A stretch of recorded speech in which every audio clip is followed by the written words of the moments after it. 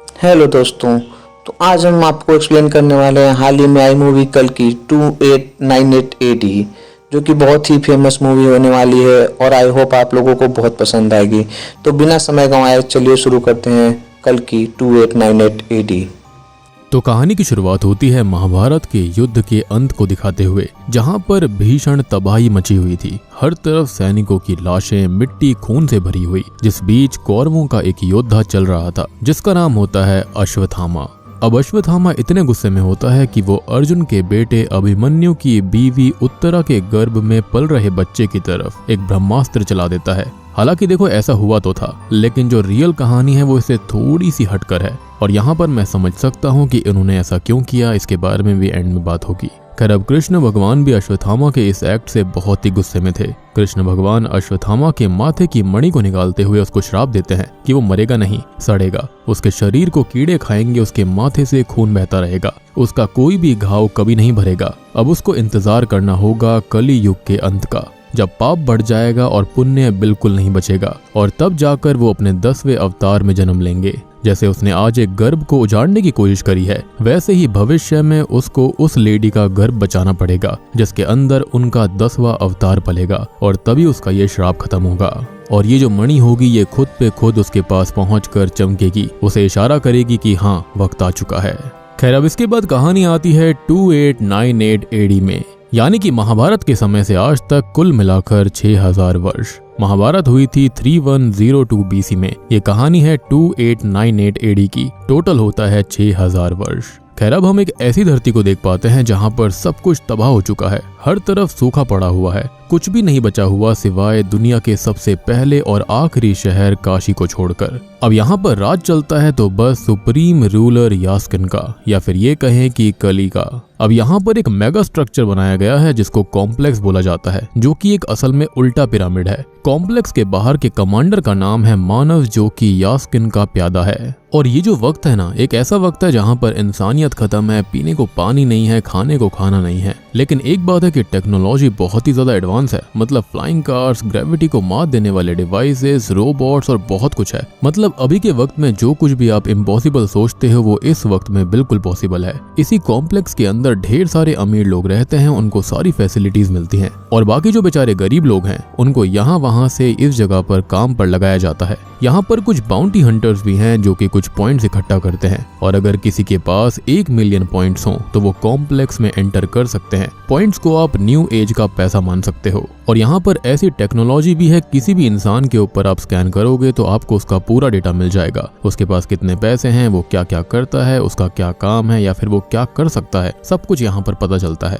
अब इस दुनिया के अंदर, इस वक्त के अंदर औरतों का, फीमेल्स का तो सबसे बुरा हाल है, स्पेशली जो वर्जिन है, क्योंकि ये जो यास्किन है वो एक तरह से कली डीमन है। वो खुद को भगवान मानता है। 200 साल से उसकी ज्यादा उम्र है, और वो हर एक फीमेल को अपने ही सीड से प्रेग्नेंट करता है। असल में उसको एक ऐसी लड़की चाहिए जो कि उसके सीड को 120 दिन से ज्यादा अपने गर्भ में रख सके, और फिर उसके गर्भ को एक्सट्रैक्ट करके वो एक सीरम बनवाता है ताकि वो खुद को सबसे शक्तिशाली बना सके। लेकिन कोई भी लड़की अभी तक ऐसी जिंदा नहीं है जो कि 100 दिन से ऊपर इसको संभाल सके, यानी कि सीड को 100 दिन से ऊपर संभाल पाए।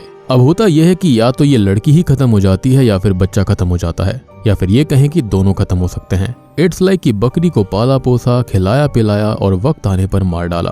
फीमेल्स की यहाँ पर यही हालत है। इसलिए बाउंटी हंटर्स पॉइंट के लिए छोटी लड़कियों को या फिर वर्जिन लड़कियों को अलग कर दिया करते थे, एज उसके अच्छे खासे पॉइंट्स उनको मिलते, और उन सभी का एक ही मकसद था कि उन्हें शायद कॉम्प्लेक्स के अंदर एंट्री मिल जाए। क्योंकि इस कॉम्प्लेक्स के अंदर ना आप ये समझो कि एक अलग ही दुनिया चल रही थी। बाहर तो सब कुछ खराब था जो असल दुनिया है, लेकिन अंदर सब कुछ बढ़िया था, या फिर ये कहें कि अच्छे होने का ढोंग था। तभी हम एक भयानक सीन को देखते हैं कि आखिर इन लड़कियों का किया क्या जाता है। तो लड़कियों को प्रेग्नेंट किया जाता है। तभी हम देखते हैं एक 90 दिन की प्रेग्नेंट लड़की को, जिसे लैब में ले जाकर उसे एक ट्रायंगुलर यानी कि त्रिकोण चेंबर में लिटाया जाता है, जहां पर एक स्नेक लाइक सक्शन पाइप उसके गर्भ से सीरम एक्सट्रैक्शन कर रही होती है, जिसके बाद उस लड़की को जलती भट्टी में जला दिया जाता है। और मुझे तो ऐसा भी लगता है कि वो मारी गई होगी, जिसके चलते उसे वेस्ट का करार दे दिया गया और भट्टी में जला दिया गया। और ना जाने अब तक कितनी ही लड़कियों के साथ ऐसा हो चुका था। खैर अब उस लड़की का सीरम कली यानी कि यास्किन के पास कमांडर मानस,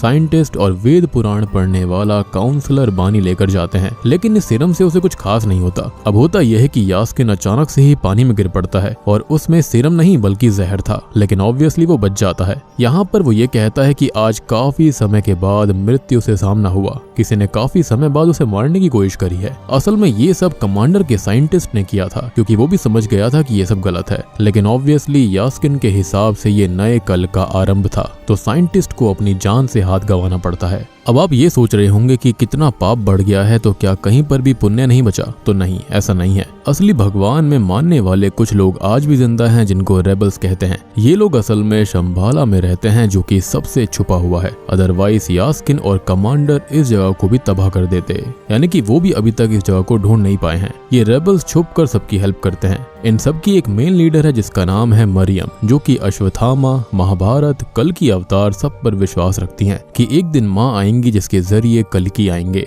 खैर अब यहाँ पर कुछ लोगों को दिखाया जाता है जिन्हें काशी लेकर आया जा रहा था, जहाँ पर उनसे काम करवाएंगे और कॉम्प्लेक्स के अंदर उनको इधर उधर भेज दिया जाएगा। एक बच्ची भी यहाँ पर थी जो कि खुद को लड़का कहती है, क्योंकि वो जानती थी कि अगर पकड़ी गई तो उसका क्या होगा। सारी लड़कियों को तो अलग कर दिया जाता है, लेकिन किसी तरह से वो बेचारी बचकर भाग जाती है। अब हम रेबल्स के बीच में दिव्या नाम की एक लड़की को देखते हैं, जिसका किरदार मृणाल ठाकुर ने निभाया है, जिसके पास एक रेबल आता है जो कि अश्वत्थामा की वही मणि लेकर आया था, क्योंकि असल में दिव्या प्रेग्नेंट थी। शंभाला में ऐसा माना जाता है कि कल की भगवान पास होंगे तो ये मणि चमकेगी, लेकिन ऐसा कुछ नहीं होता। यानी कि दिव्या प्रेग्नेंट तो थी, लेकिन कल की भगवान उसके गर्भ में नहीं थे।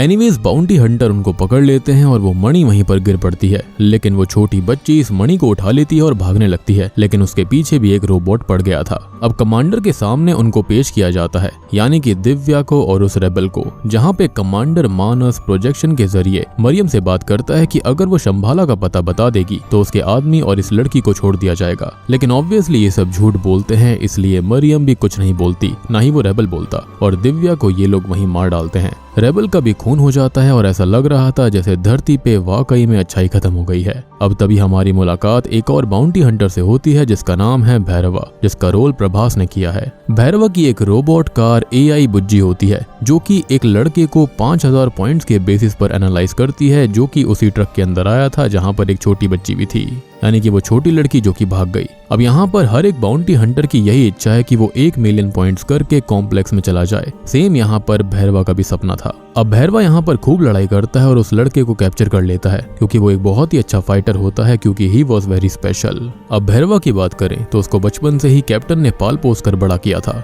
लेकिन कैप्टन उसको ही बेचने वाला होता है, लेकिन उससे पहले ही भैरवा कैप्टन को बेच देता है, meaning he was very smart. लेकिन फिलहाल वो कर्जे में है, रेंट नहीं दे पाता, लोगों के पॉइंट्स नहीं लौटा पाता, और भैरवा का बस एक सपना है कि उसको भी कॉम्प्लेक्स के अंदर जाना है, वहां पर रहना है और कुछ नहीं। और उसको एक लड़की बहुत पसंद करती है जिसका नाम रॉक्सी है। रॉक्सी को अब 70 दिन का कॉम्प्लेक्स में काम करने का एक अपॉइंटमेंट मिलता है, और तब जाकर भैरवा उससे ये रिक्वेस्ट करता है कि एटलीस्ट वो उसको वहां पर लेकर चले, जिसके चलते वो उसके लिए एक टेम्परेरी वाला 1 घंटे का पास बनवाती है। लेकिन वहां पर जाते ही हम ये देख पाते हैं कि आर्टिफिशियल दुनिया वहां पर कैसे बनाई गई है। वहां पर समुद्र है, जंगल है, सब कुछ है। मतलब कि जिस जंगल को आज लग्जरी चीजें बिल्डिंग बनाने के चक्कर में काट रहे हैं, तो उसी ब्यूटीफुल सी और जंगल को ही फ्यूचर में लग्जरी बताकर पॉइंट्स ले रहे हैं। वाह क्या बात है। और यहाँ पर वो दोनों पहली बार फ्रूट्स को देखते हैं, घोड़े को देखते हैं, जो कि उन्होंने अभी तक देखे भी नहीं थे। इनफैक्ट यहाँ पर उन्हें संतरा खाना तक नहीं आता था। अब ये लोग वहाँ पर काफी एंजॉय करते हैं, लेकिन भैरवा की हरकतों की वजह से गार्ड उसको पकड़कर वहाँ से भगा देते हैं, जिसके चलते वो बार में जाके काफी दारू पीता है, क्योंकि उसका सपना बस कॉम्प्लेक्स में रहने का था।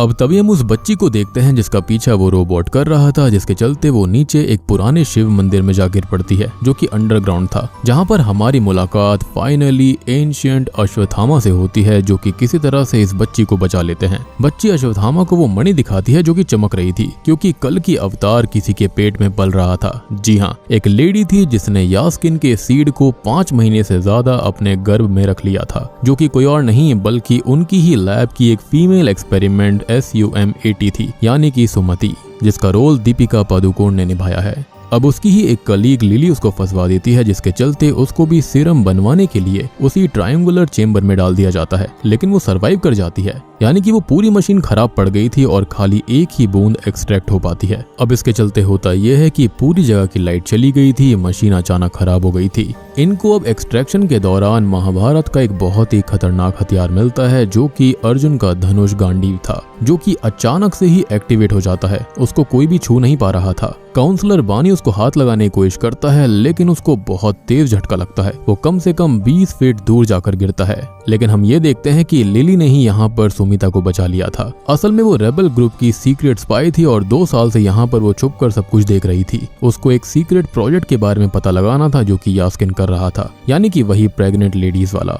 उसको लगा था कि सुमिता को बचाना जरूरी है और वो उसको एक सीक्रेट रास्ते पर जाने के लिए कहती है, क्योंकि टनल के दूसरी ओर उसके आदमी वहाँ पर वेट कर रहे होंगे। साथ ही साथ हम देखते हैं कि अश्वत्थामा अब मणि को एक्सेप्ट करता है, क्योंकि उसका श्राप काइंड ऑफ खत्म हुआ। अब उसको कल की अवतार की या फिर उनकी माँ की रक्षा करनी है, यानी कि सुमिता की।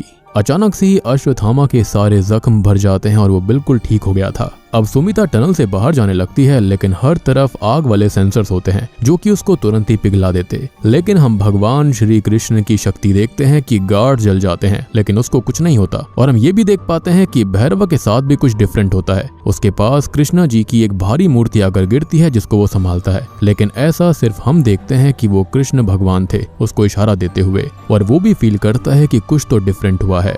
आज काशी के सभी लोग देख पा रहे थे कि वहाँ पर कुछ ना कुछ अलग था। एनीवेज, अब लिली के जो रेबल वाले लोग थे वो बाहर वेट कर रहे थे, लेकिन हम जानते हैं कि लिली ने खुद की कुर्बानी दे दी। अब इन रेबल्स के अंदर 2 लवर्स होते हैं, जिनके नाम अज्जू और कायरा था, और एक वीरन होता है, और सुमिता को वो संभालने लगते हैं। उसको वो शंबाला ले जाने लगते हैं। और यहाँ पर दीपिका पादुकोण यानी कि इस लैब एक्सपेरिमेंट सम 80 को सुमिता नाम कायरा ने ही दिया था, एज ये लड़कियां मात्र एक एक्सपेरिमेंट्स के लिए थीं। इनके कोई नाम नहीं हुआ करते थे। और सुमिता के नाम की बाउंटी भी निकल जाती है, जो कि 5 मिलियन पॉइंट्स की थी, और भैरवा भी अब उसके पीछे पड़ जाता है। इसी बीच होता यह है कि इसी मुठभेड़ के अंदर कायरा मारी जाती है और अज्जू घायल हो जाता है और वीरन पकड़ा जाता है। लेकिन तभी अश्वत्थामा उस छोटी बच्ची के साथ वहां पर आता है, सबको मार देता है। उनके पास एक लाठी होती है, जिसके चलते कोई भी उनको छू नहीं पाता। अश्वत्थामा यहाँ पर 8 फीट से भी ज्यादा का था और वो अपनी ताकत का अच्छा खासा प्रदर्शन देता है। भैरवा काफी कोशिश करता है, लेकिन वो भी कुछ नहीं कर पाता, और बस अश्वत्थामा सुमिता को माँ कहकर प्रणाम करता है। उसकी रक्षा का एक ही मकसद उसके पास था, जिसके चलते ये लोग शंबाला पहुंच जाते हैं। वहां पर अचानक बारिश हो जाती है, जिसके चलते मरियम और बाकी सबको यकीन हो जाता है कि हाँ, यही माँ है, कल की इन्हीं के कोख से जन्म लेंगे। अंदर एक वृक्ष भी था, जो कि मेरे ख्याल से अश्वत्था वृक्ष होगा,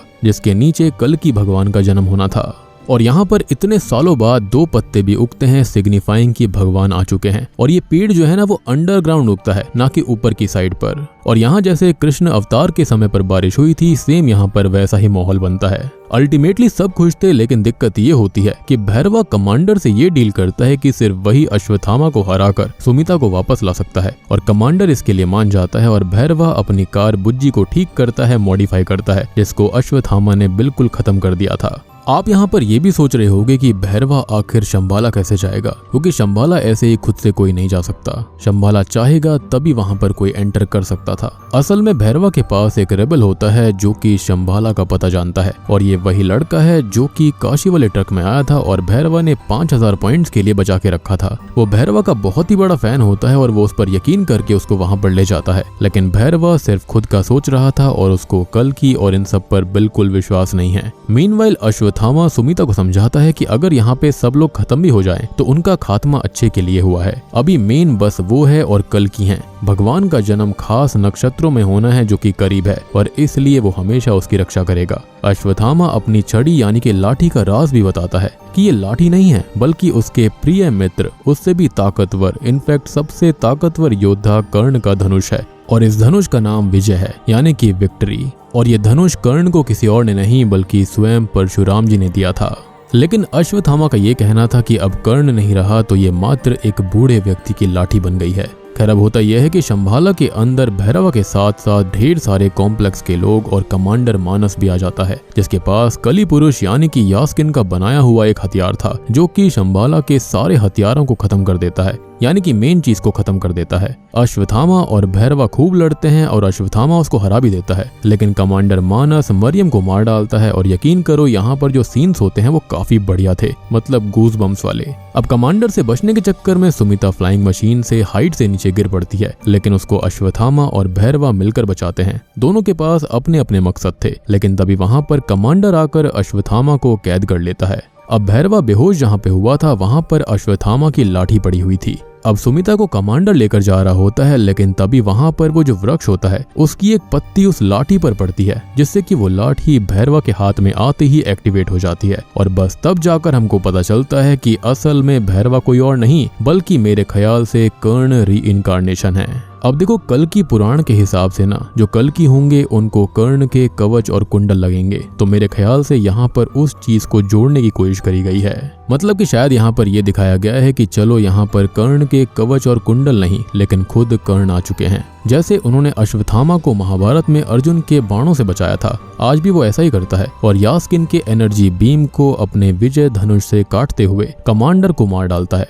लेकिन धनुष हाथ में ना होने की वजह से उसको फिर से यही लगता है कि वो भैरवा है, यानी कि कुछ टाइम के लिए उसको याद आता है कि वो था कौन। लेकिन जैसे ही उसके हाथ से विजय धनुष छूट जाता है उसको फिर से याद आता है कि वो तो भैरवा है। और आपको अब यहाँ पर एक बात और क्लियर हुई होगी कि अश्वत्थामा से अब तक जो कोई भी लड़ रहा था वो मारा गया था, लेकिन खाली यहाँ पर भैरवा था जो कि बच गया था, जिसका रीजन ये है कि वो खुद कर्ण री-इनकार्नेशन है। सीन्स को देखकर तो ऐसा ही लगता है। अब इन सब के चलते वो बुज्जी के साथ फिर से सुमिता को लेकर जाने लगता है, यानी कि यास्किन के पास में। अश्वत्थामा उसको रोकने की कोशिश करता है, लेकिन टेक्नोलॉजी काफी एडवांस थी और वो उसको चकमा देकर वहां से निकल जाता है। शंबाला का बुरा हाल हो चुका था, हर तरफ त्राहिमाम मचा हुआ था, ऐसा लग रहा था कि वहां पर मिनी महाभारत हुई हो। अश्वत्थामा को समझ आ जाता है कि भैरवा उसका मित्र कर्ण रूप में है, लेकिन उसको चीजें ठीक से याद नहीं है और अब अश्वत्थामा की जिम्मेदारी है कि वो कर्ण को याद दिलाए कि वो है कौन, यानी कि भैरवा को, ताकि यास्किन को हराने में, कली को हराने में और कल्कि के जन्म में वो उनकी हेल्प करेंगे। और ऐसा माना भी गया है कि यहाँ पर 7 चिरंजीवी लगेंगे कली को हराने के लिए। एंड माइट भी अगले पार्ट के अंदर हम देख सकते हैं कि हनुमान जी भी वहां पर आ सकते हैं और भी बहुत सारी चीजें निकल कर आएंगी। और अगर आप जानते हैं कि 7 चिरंजीवी कौन कौन है तो आप कमेंट सेक्शन के अंदर लिख देना। 2 को तो हम देख चुके हैं, बाकी 5 के नाम आप बता दीजिए। मीनवाइल हम नोटिस करते हैं एक पोस्ट क्रेडिट सीन को, या फिर ये कहें कि मिड क्रेडिट सीन को। यास्किन यानी कि कली पुरुष को वो सुमिता वाले सीरम की एक बूंद मिल जाती है, जिसको वो इंजेक्ट करते ही काफी हद तक सही हो जाता है। उसको ऐसा नशा या फिर ये कहें कि ऐसी शक्ति आज तक नहीं मिली थी। तब जाकर उसका शरीर बिल्कुल स्वस्थ हो जाता है और वो ये कहता है कि सुमिता को लेने और कल्कि के जन्म को रोकने अब वो खुद जाएगा। इनफैक्ट यहाँ पर यास्किन यानी कि कली उस गांडीव तक को भी उठा लेता है। उसके पीछे हम 6 हाथों को देख पाते हैं, यानी कि यहाँ पर वो एक फॉल्स गॉड की तरह खुद को दिखा रहा था। और ऐसा डिस्क्रिप्शन हमें वेदों के अंदर भी मिलता है कि जो कली होगा उसके कई सारे हाथ होंगे, वो दिखाएगा कि मैं कितना महान हूँ। बेसिकली यहाँ पर वो कृष्ण भगवान को मॉक करने की कोशिश कर रहा था।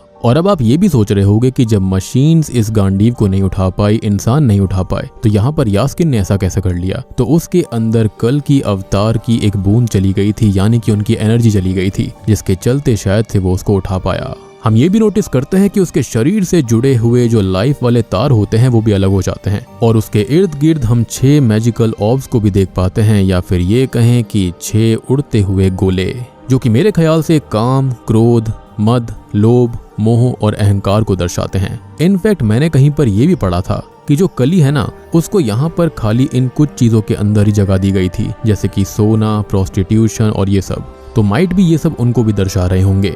और अगर आप इस मूवी के अंदर देखोगे तो यहाँ पर यही सब चीजें हो रही थी। प्रोस्टिट्यूशन भी हो रहा था, वहां पर बहुत ज्यादा दिक्कत हो रही थी, स्लॉटर हो रहा था, और उन्हीं के अंदर ये कली बसता है।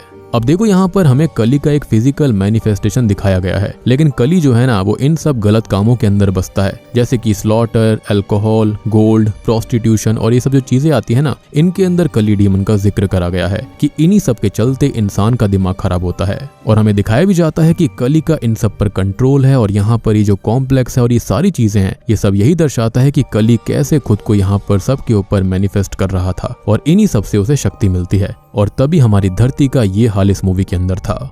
और बूम, इसी के साथ में कल की मूवी यहीं पर खत्म हो जाती है। तो दोस्तों ये थी कल की 2898 AD फिल्म की कहानी। उम्मीद करता हूँ कि आपको पसंद आई होगी। अब देखो मैं आपको एक इंटरेस्टिंग बोनस पॉइंट बताता हूँ। स्टार्टिंग में हमको दिखाया गया था कि कैसे अश्वत्थामा ने एक ब्रह्मास्त्र चलाया था उत्तरा के गर्भ की तरफ, लेकिन ऐसा डायरेक्टली नहीं हुआ था। असल में हुआ ये था कि अश्वत्थामा बहुत ही गुस्से में था और उसने सोचा कि वो रात में जाकर पांडवों को मार डालेगा, लेकिन कैंप के अंदर उनके बच्चे होते हैं। जिसके चलते होता यह है कि अर्जुन और भीम बहुत ही ज्यादा गुस्से में आ गए थे और वो अश्वत्थामा को मारने वाले थे। अब ऑब्वियस सी बात है, अश्वत्थामा जानता था कि अर्जुन और भीम बहुत ताकतवर थे। अश्वत्थामा इसके चलते डर गया था और वेद व्यास के आश्रम में भाग गया था, यानी कि वो उनकी प्रोटेक्शन लेने गया था। अब जो पांडव होते हैं वहां पर कृष्ण भगवान के साथ आते हैं। अब जो भीम होता है वो तुरंत ही अश्वत्थामा को मारने के लिए दौड़ पड़ता है। अश्वत्थामा को लगता है कि अब उसका खेल खत्म हो चुका है, जिसके चलते वो पांडवों की तरफ ब्रह्मास्त्र को चला देता है। अब इस चीज को देखते हुए अर्जुन ने भी अपना ब्रह्मास्त्र उसकी तरफ चला दिया था। अब भगवान कृष्ण जानते थे कि इसके चलते क्या होगा, आने वाली जनरेशंस खत्म हो जाएंगी, धरती खत्म हो जाएगी। जिसके चलते उन्होंने वेद व्यास जी से ये कहा था कि आप ब्रह्मास्त्र को कोलाइड करने से रोक लीजिए, यानी कि यहाँ पर आपस में टकराने से रोक लीजिए। अब वेद व्यास जी ने यहाँ पर ब्रह्मास्त्रों को बीच हवा में ही पकड़ लिया था, जिसके बाद कृष्ण भगवान ने अर्जुन और अश्वत्थामा दोनों को कहा कि वो अपना ब्रह्मास्त्र वापस बुला ले। अब देखो, अर्जुन को ब्रह्मास्त्र को वापस बुलाने का मंत्र पता था, लेकिन अश्वत्थामा ये बोलता है कि उसको खाली ब्रह्मास्त्र चलाना आता है लेकिन वापस लेना नहीं आता। इसलिए कहते हैं कि आधी नॉलेज हमेशा खतरनाक होती है। अब कृष्ण भगवान रिक्वेस्ट करते हैं ब्रह्मा जी को कि वो अपना वेपन वापस ले लें, लेकिन ब्रह्मा जी बोलते हैं कि अगर एक बार इस अस्त्र को किसी का नाम लेकर छोड़ दिया गया है तो वो उसको खत्म कर ही वापस आएगा। जिसके चलते होता यह है कि इस ब्रह्मास्त्र को रीडायरेक्ट करा गया था उत्तरा के गर्भ की तरफ, जहां पर अभिमन्यु का बच्चा पल रहा था। अब होता यह है कि जो उत्तरा होती है ना, वो एक मरे हुए बच्चे को जन्म देती है। कृष्ण भगवान उसको अपने गोद में लेकर उसे पुनर्जीवित कर देते हैं, जिसके चलते उसका नाम परीक्षित पड़ता है। और अब जाकर सेम टाइम पर कृष्ण भगवान अश्वत्थामा को कर्स करते हैं कि वो अब हमेशा जिंदा रहेगा, कर्स्ड रहेगा और हमेशा उसके घाव रहेंगे, उसके माथे से हमेशा खून बहता रहेगा। इनफैक्ट ये भी कहा गया है कि कृष्ण भगवान ने खुद उसकी मणि नहीं निकाली थी, बल्कि भीम ने उसकी मणि निकाली थी। अब देखो, यहाँ पर मुझे इतना तो पता नहीं है कि यहाँ पर ऐसा एग्जैक्टली हुआ था नहीं हुआ था, लेकिन जो कल्कि मूवी के अंदर स्टार्टिंग वाला सीन है वो इसलिए दिखाया गया है ताकि आपको समझने में आसानी हो, हमें समझने में आसानी हो। हर किसी को हमारी हिस्ट्री के बारे में प्रॉपर नॉलेज नहीं है, तो इस चीज को आसान करने के लिए कि हाँ भाई अश्वत्थामा को श्राप दिया गया था, उसकी मणि निकाली गई थी, इस चीज को सिंपल तरीके से दिखाया गया है। बाकी आई नो कि इस मूवी के अंदर और भी कुछ ना कुछ छोटी मोटी कमियां इधर उधर रही होंगी, या फिर ये भी हो सकता है कि कहानी को अपने हिसाब से थोड़ा सा इधर उधर करा गया होगा, या फिर ये भी हो सकता है कि पार्ट 2 के अंदर हमको और डिटेल में चीजें बताई जाएंगी। बाकी आप लोग बताना कि आपको फिल्म कैसी लगी। देखो, मेरे हिसाब से तो मूवी काफी बढ़िया है, देखने में मजा आता है। मतलब अगर आप फील के साथ देखते हो तो आपको गूज बम्स जरूर आएंगे। और मुझे ऐसा भी लगता है कि ये मूवी इस साल की one of the biggest hits में से भी होने वाली है। तो वीडियो पसंद आई है तो लाइक कर देना, चैनल के ऊपर नए हैं तो सब्सक्राइब कर लीजिए, और अगर आपके पास में और कोई जानकारी है तो आप उसको कमेंट सेक्शन में जरूर बता सकते हैं। तो मैं आप सबको मिलता हूँ अगली वीडियो के साथ में, तब तक के लिए